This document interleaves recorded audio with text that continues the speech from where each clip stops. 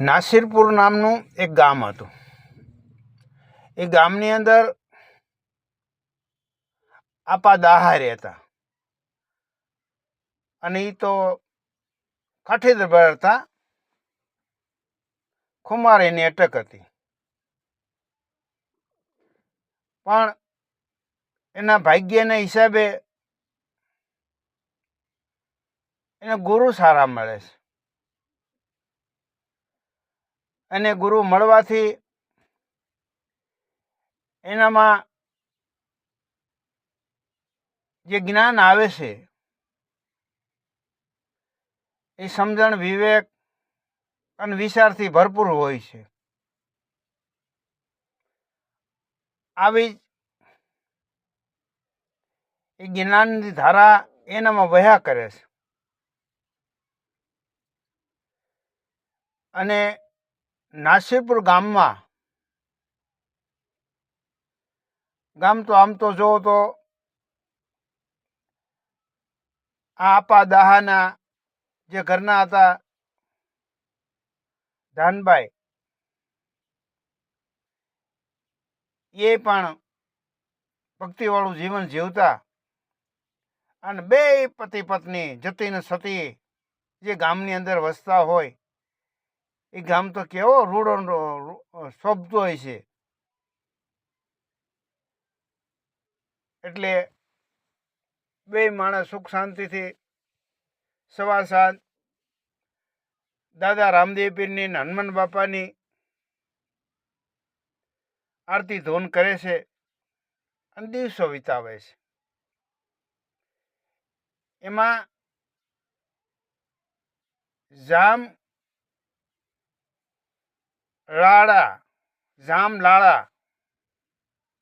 જામલાળા ગામનું નામ છે.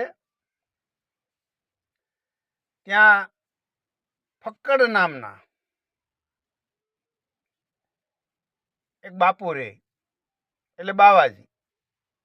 અહીંયા મઢી બનાવી છે,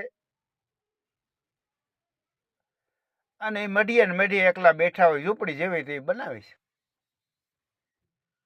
પણ જ્ઞાનમાં કાંઈ ઘટે નહીં.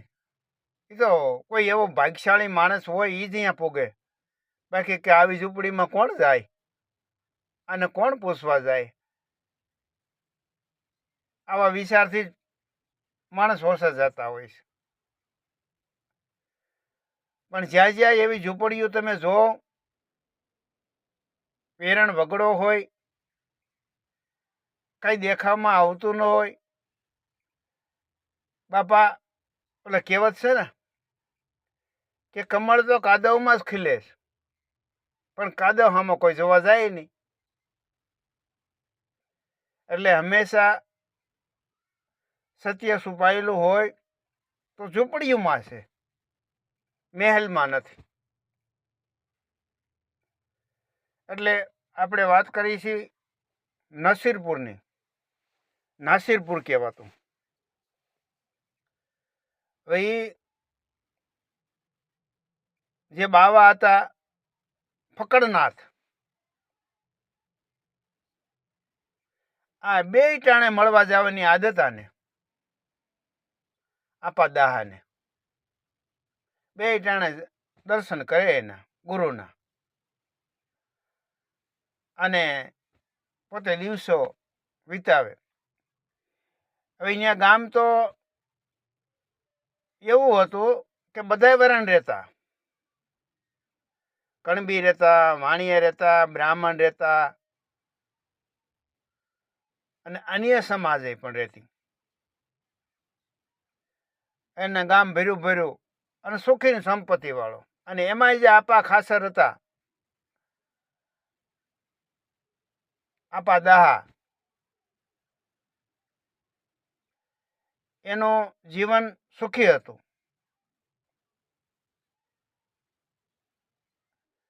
અને એ ખાસરમાંથી આ ખુમાણની વાત નીકળી છે. ખાસર ખુમાણ કહેવાતા. કોઈ એના આગળ આવે તો એને ભૂખ્યા જવા ન દે, અને આશ્વાસન દઈ અને પ્રેમથી જમાડે. આવું ઘર ભર્યો ભર્યો. એમાં એ જ ગામની અંદર નાજા નામનો વ્યક્તિ અને લુખાઈ એના બાપની, એને સિંહોરના કહેવાય છે કે સિંહોરના દરબારે એને પગી તરીકે નોકરી આપી હતી. અને એનો એના ઘમંડનો પાવર. એમાં એક સમય બહાર જવાનો થયો એટલે એને પોતાનો વિચાર આવ્યો કે આપા દહાની અહીંયા ઘોડી છે અને જો મને આપે તો હું બહાર જઈ આવું. પોતા મનમાં માભાદાર રહીને રહેતો. મનમાં જેને મનમાં માફો હોય ને એને બાપા અભિમાન ન પછી મટે. અભિમાન ના અહંકાર બે આવી જાય છે. મનમાં માફો રાખીને રખડે. હવે એમાં આપા દાહા ઘેરે નહોતા અને એમના ઘેરેથી ધનમાય માં ઘેરે હતા અને આ ઘોડી માંગવા જાય છે નાજો. એટલે માએ ના પાડીશ કે બાપા એ ઘોડી હું ન દઈ શકું. ભગત આવે અને કહે તો બાપા આ ઘોડી તમારાથી ન હસવાય. આ ઘોડી એવી છે તમે એની લગામ ન હાંસવી શકો અને તમારી લગામમાં ન રહે. એટલે ના પાડી દીધી. એટલે આપા દાહાને તો એમ થાય છે કે ભાઈ એને દઈ દેવી હતી ઘોડી. ઘરે આવીને કહે છે કે ઘોડી તે ન દીધી દઈ દેવી હતી. અને અહીંયાથી હાલત એમ હાલે એમ નથી આ ઘોડી. કારણ કે આ ઘોડી એવી કોણી મારા સિવાય કોઈની પાસે હરખી ન હાલે. પણ જે કહેવત છે ને આપા દાહાને તો મનમાં જરાય ડબ નહોતો. પણ નાજાના મનની અંદર એની પ્રત્યે અદેખાય એ ઘર પ્રત્યે અદેખાય નિર્સા બે આવી જાય. એટલે અહીંયા ગામમાં ઠાકર સોરો કહેવાતો અને અહીંયા ડાયરો ભરાતો સવારે સાંજે. અને દરબારો બેહી અને વાતો કરતા. એમાં નાજો અને નાજાના જે 4-5 માણસો હતા એ અહીંયા બેહવા ચાલુ થઈ ગયા. અને આપા દાહાની ખટપટ મળ્યા કરવા એ ઘરની. આવા છે ને તેવા છે ને પૂછડા છે ને સ્વાર્થિયા છે ને કોક દે કામ પાડી જો. એટલે બાપા જેને આદત પડી ગઈ હોય ખટપટની એની ખટપટ નથી જાતી. પણ જોજો આગળ સાંભળજો આ પૂરેપૂરો. આનું પરિણામ કેવું માઠું આવે છે ખટપટનો. કેમ કે ખટપટ એક પાપ છે અને પાપ પોકાર્યા વગરનો રહેતો નથી. અને આને એક દિવસ આપા દાહાને સોરે નીકળવાનું થાય છે અને બધા ડાયરો જોઈ જાય છે ને હા નાજો પગી અહીંયા બેઠો હોય છે અને બોલાવે છે આપા દાહા બેહો બેહો. અરે તમે તો ભગત છો કે તમારી ભક્તિમાં કાંઈ ઘટે એમ નથી. તમારા ઘેરથી અહીંયા એમ છે અને તમારી જેવા ભક્ત આગળ જો ગામમાં રહેતા હોય તો અહીંયા તો નસીબ ખુલી જાય. અરે બાપા આપા દાહા કહે છે નાજા તારે તો કોઈ ગુરુ જ્ઞાની હોય એની પાસે જવાની જરૂર છે. ત્યાં લગી તારો ગર્વ ઉતરે એમ નથી. અરે બાપા નાજો કહે સામેથી અરે બાપા મારો ગર્વ તમે ઉતારી નાખો નહીં. તમારી હેસિયત હોય તો એટલે આપણા દાહાને એમ થાય છે કે મારે વાદ વિવાદમાં પડવો નથી, અને ત્યાંથી નીકળી જાય છે. હવે ઘેરે જાય છે તો નાજો અહીંયા કણે ડાયરામાં બધા બેઠેલા દરબારો એની પાસે ખટપટ કરવા. કેવી ખટપટ કરે છે કે આવા ભગતડા અને એનો ગોરુ ફકડશે, ફકડ ના થતો, અને હનુમાનની પૂજા કરે છે એનો ગોરુ કે, અને આ પોતે પૂછડા વગીનો છે. એટલે આવા ગુરુનો શિષ્ય એમાં હશે હું? એટલે બાપા ભગતની અને સંતોની અને ગુરુજનોની છેકડી કરવી છે ને, એ હંમેશા અલકદેવ દાદા રામદેવ પીર પરસાધારી છે, એને ચમત્કાર વિના આ નમસ્કાર ન કરે એવા પરસાધારી પીર આને પરસો બતાવે છે. કારણ કે એને નિંદા કરી ને ખટપટ કરતો હતો, એટલે પાપ તો બધાને ભોગવવું જ પડે. એમાંય ભક્તો સંતો ગુરુજનોની કોઈ ઈર્ખા કરતો હોય, અદેખાઈ કરતો હોય, અને નબળિયું વાતો કરતો હોય ને, તો રામદેવ પીર અને પૂછડિયા વગરનો હનુમાનની વાત કરી હતી, એ આને છોડે એમ નથી. જોજો આગળ વાત સાંભળજો. અહીં તો આપા દાહા તો ઘેરે જાય છે, અને નીણપુરા નાખે ઢોરને, તા ખાળિયામાંથી એક હરપ આવે છે, અને હરપ ડક મારી જાય છે. એટલે ગામ લોકોને ખબર પડે છે, ધનભાઈ રોવા મળ્યા છે, રો કોકોર કરે છે, અને ગામમાં ખબર પડે છે, બધા આવી જાય છે, અને લીમડો મળે ખવડાવવા, અને ગુરુને સમાચાર આપે છે. અહીંયા તો ગુરુદેવ આવી જાય છે, અને જોવે તો આપા દાહાને લુગડું માથે ઢાંકેલું છે, અને સુવાસા રૂંધાઈ ગયેલા છે, એટલે મરણ પામ્યા છે, અને નસે નસમાં ઝેર સડી ગયો છે. પણ ગુરુ આવવાથી ધનબાઈને એમ થાય છે કે મારા ગુરુ આવ્યા, આ તો તમારા દર્શન ન થયા, અને પગમાં પડી જાય છે. એટલે આપા દાહાની વાત કરે છે કે આપા દાહાએ તમારા દર્શન આજ નથી કરી શક્યો.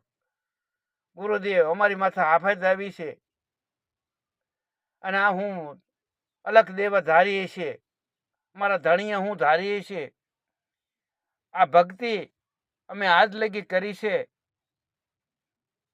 અને એનું આવું માઠું પરિણામ, હે ગુરુદેવ, એમ કરીને પગમાં પડી જાય છે. ગુરુને દયા આવી જાય છે, અને પોતાને એમ થાય છે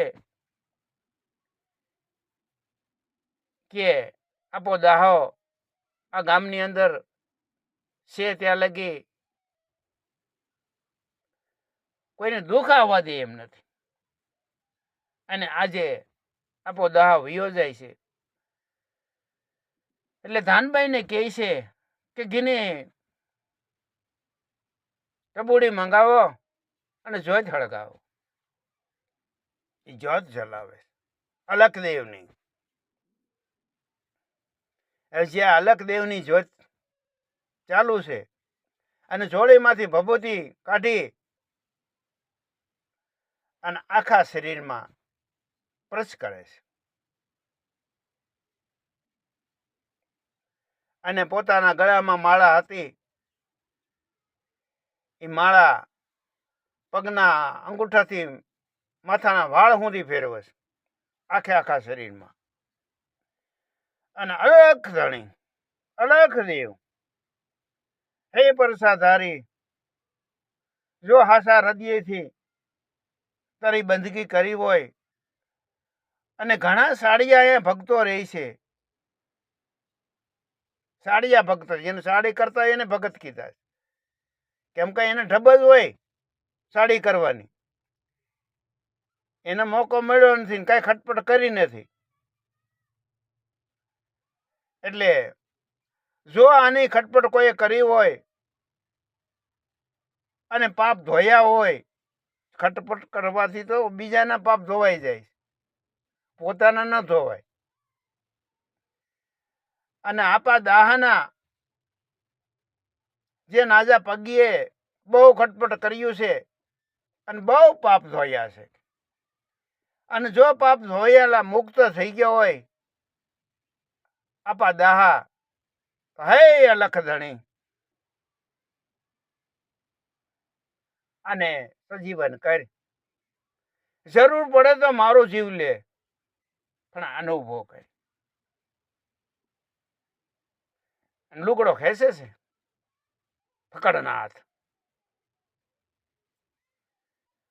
ઓઠ મારા બાપ, તારા પાપ ધોવાઈ ગયા છે. આ ઉભો થાય છે, આપા દાહા ઉભા થાય છે અને અલખ નું નામ લે છે. જય હનુમાન બાપા, જય હનુમાન જતી, અને ગુરુના પગમાં પડી જાય છે આપા દાહ. હવે ત્યાં ઉભેલા માણસો બધા તખત પામી જાય છે અને બોલો રામા પીરની જય બોલાવે છે, અને જયની ગુંજન થાય છે. પછી ફકડનાથ કહે છે કે નાજા, તે બહુ પાપ ધોયા છે, અને તને ખબર છે તે પૂછડા વગરનો જે હનુમાનની પૂજા કરે છે એની માનતા રાખી છે હવામણ તેલ ચડાવવાની. હાલ ઉભો થા લઈ આય, અને તેલ બધો મારી માથે રેડ. એ ફકડનાથ ના જાને કે છે, ના જો તખત પામી જાય કે ધન્ય છે મારા બાપ, હું કરમના કઠણાળો તમને ઓળખીને આવી ગયો. જા તેલ લઈ આય.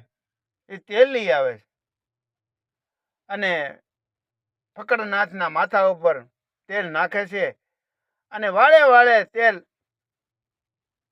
સડી જાય છે, અને તેલનો ટીપો પડવા નથી દેતા. અને માથે હાથ રાખી ફકડનાથ બધાને એના સાટણા નાખે છે, અને વસન આપે છે કે જ્યાં સુધી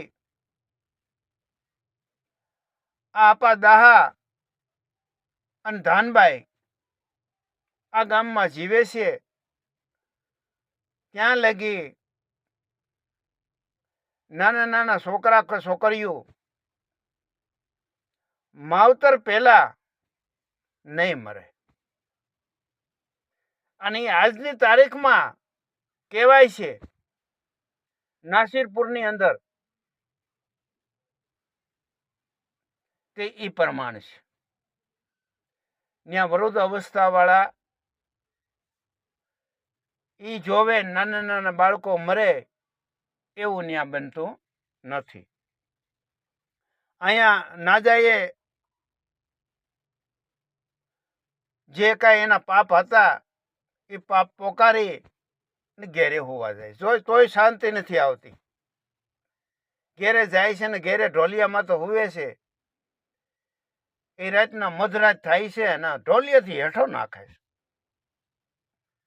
અને ગાંડો બાવળો બનીને દેકારો કરવા મળે છે અને કહે છે કે ફકડનાથને બોલાવો, મારી માથે હાથ મૂકે અને મારા પાપ છે એની ક્ષમા કરે. આટલી મારી છેલ્લી ઈચ્છા છે. એ ફકડનાથ આવે છે અને માથા હાથ મૂકે છે અને નાજાને શાંતિ અપાવે છે. બોલો રામા પીરની જય.